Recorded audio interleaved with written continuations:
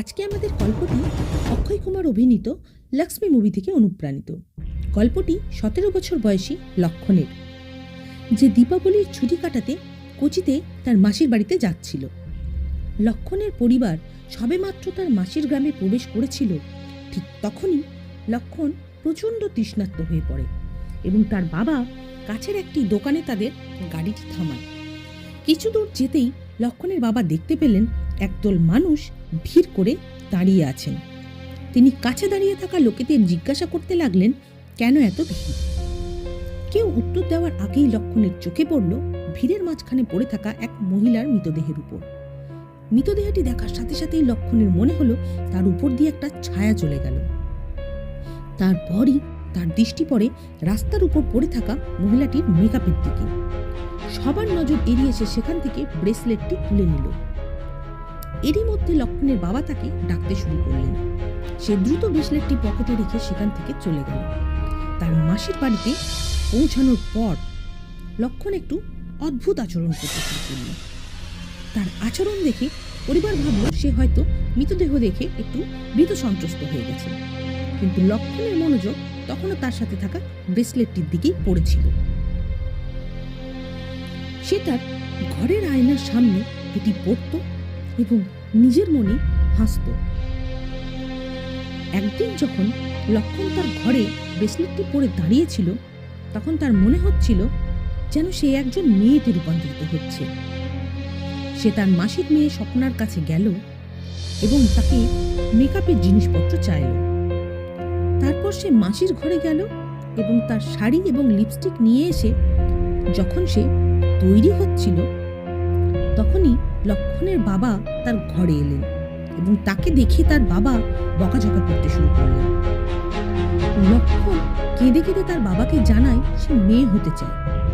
এই কথা শুনে তার বাবা খুব রেগে যায় এবং তাকে প্রচন্ড মারতে শুরু করেন এবং তার ঘরটি বাইরে থেকে তালা মেরে চলে যান।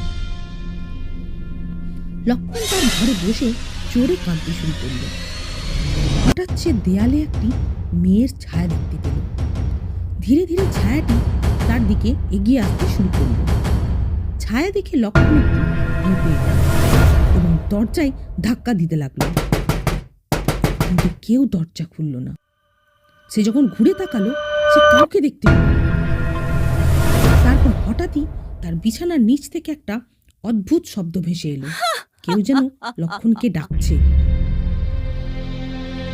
লক্ষণ যখন বিছানার নিচ থেকে তাকালো, সে সেই মহিলার মৃতদেহ দেখতে পেল। সেদিন রাস্তায় লক্ষণ যে মহিলাটিকে দেখেছিল, সেই মহিলাটি। সে কি ভয়ঙ্কর! সে তার দিকে হামাগুড়ি দিয়ে এগিয়ে এলো এবং হঠাৎ তার মধ্যে উধাও হয়ে গেল। লক্ষণ সেখানে অজ্ঞান হয়ে পড়ে গেল। পরের দিন থেকে লক্ষণ অদ্ভুত আচরণ করতে শুরু করল। সে তার মাসির শাড়ি পরত এবং সাজগোজের জিনিসগুলো পরত এবং সবাইকে বলতো যে তার আসল নাম লক্ষ্মী। কখনো কখনো সে জোরে চিৎকার করে পুরো ঘরটা মাথায় করত, আবার কখনো কখনো এক কোণে লুকিয়ে ভয়ে কাঁদতে কাঁদতে সে তার মাকে বলল যে সে লক্ষ্মী। সে সর্বত্রই শয়তানকে দেখতে পায়, যারা এসে তাকে হত্যা করবে। সে বলতো রাক্ষসদের পাগুলো যেন উল্টো, রক্তাক্ত তাদের দাঁত এবং লম্বা নখ, যা দিয়ে তারা লক্ষণকে আক্রমণ করতে আসছে। লক্ষণের অবস্থা দিন দিন যেন আরো খারাপ হয়ে যাচ্ছিল, কিন্তু লক্ষ্মীর মতো সাজত এবং ঘর বন্ধ করে। তার পরিবার বুঝতে পারছিল না যে তার কি হয়েছে, কেন বাই সে নিজেকে লক্ষ্মী লক্ষ্মী বলে ভাবছে।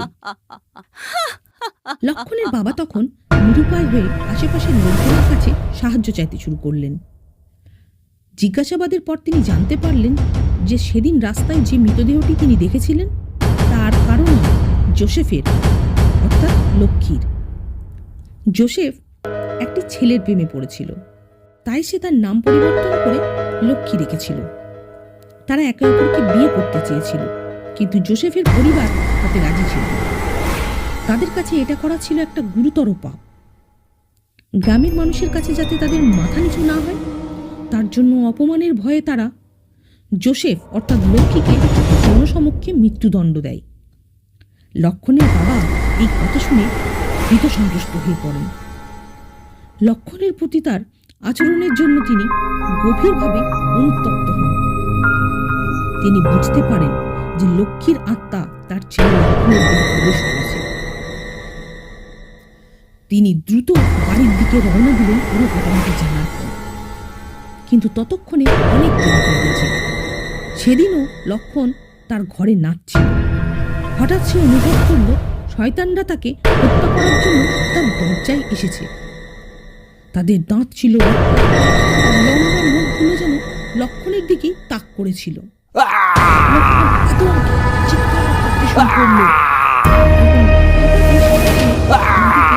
মূর্ছিত হয়ে গেল। তার পরিবারের বাকি সদস্যরা যখন দরজা ভেঙে ভেতরে ঢুকল, তখন লক্ষণের শরীর সম্পূর্ণরূপে নিস্তেজ হয়ে গিয়েছিল। তারা তৎক্ষণাৎ তাকে হাসপাতালে নিয়ে গেল। ডাক্তার লক্ষণের চিকিৎসা করলেন এবং কিছুদিন চিকিৎসা চলার পর লক্ষণ পুরোপুরিভাবে সুস্থ হয়ে উঠল।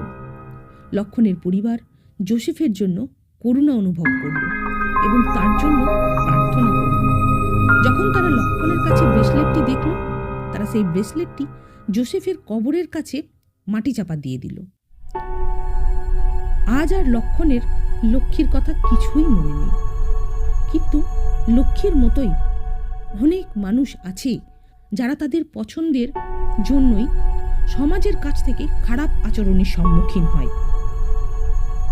এই গল্পটি হয়তো কাল্পনিক, কিন্তু এর মধ্যে একটি গুরুত্বপূর্ণ বার্তা রয়েছে। প্রত্যেকেরই ভালোবাসার অধিকার আছে এবং আমাদের উচিত প্রতিটি ব্যক্তির ভালোবাসাকে সম্মান করা। যদি আপনি আমাদের সাথে একমত হন, তাহলে দয়া করে মন্তব্যে লিখবেন। আর হ্যাঁ বন্ধুরা, আরও এরকম রহস্যময় ভৌতিক গল্প শোনার জন্য আমাদের রহস্যপট চ্যানেলটিকে সাবস্ক্রাইব করতে ভুলবেন না। এবং আপনাদের আশেপাশে যদি এরকম কোনো ঘটনা হয়ে থাকে, আমাদের জানাতে ভুলবেন না। ভালো থাকবেন। ধন্যবাদ।